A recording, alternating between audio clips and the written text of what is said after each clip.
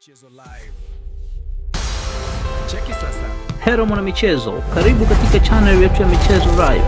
Usisahau kusubscribe, kulike, kucomment na kushare na marafiki ili waweze kupata habari zinazohusu michezo. Klabu ya Simba SC imeshuka kutoka nafasi ya 5 hadi ya 8 katika orodha ya vilabu bora barani Afrika kwa kipindi cha miaka 5 iliyopita, kufuatia kukamilika kwa hatua ya makundi ya michuano ya shirikisho la soka Afrika, CAF.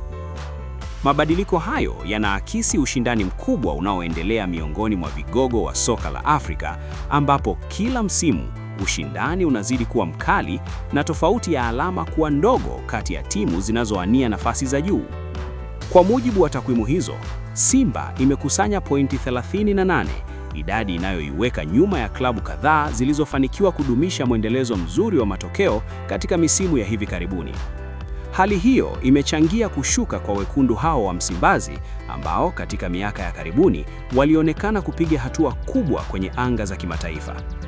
Kinara wa orodha hiyo ni Al Ahly mwenye pointi 66, akifuatiwa na Mamelodi Sundowns 58 na Esperance 53. Nafasi ya 4 na 5 zinashikiliwa na RS Berkane 52 pamoja na Pyramids FC 48, timu ambazo zimeonyesha uthabiti mkubwa katika mashindano ya Afrika kwa misimu ya karibuni. Katika ukanda wa Afrika Mashariki, ushindani nao unaendelea kuwa mkali, huku Yanga SC ikishika nafasi ya 10 ikiwa na tofauti ndogo ya alama na Simba. Hali hii inaashiria kuwa pengo la ubora si kubwa sana, bali kinachohitajika ni mwendelezo wa matokeo mazuri na mipango thabiti katika mashindano ya kimataifa.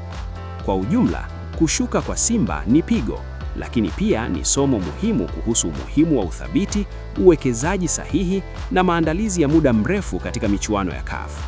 Endapo watajipanga upya na kuimarisha kikosi chao, bado wana nafasi ya kurejea katika nafasi za juu na kurejesha heshima yao barani Afrika. Asante kwa kutufuatilia mpaka mwisho. Usisahau kusubscribe na kuacha maoni yako. Ikiwa umependa channel hii, acha maoni yako hapo, share na marafiki.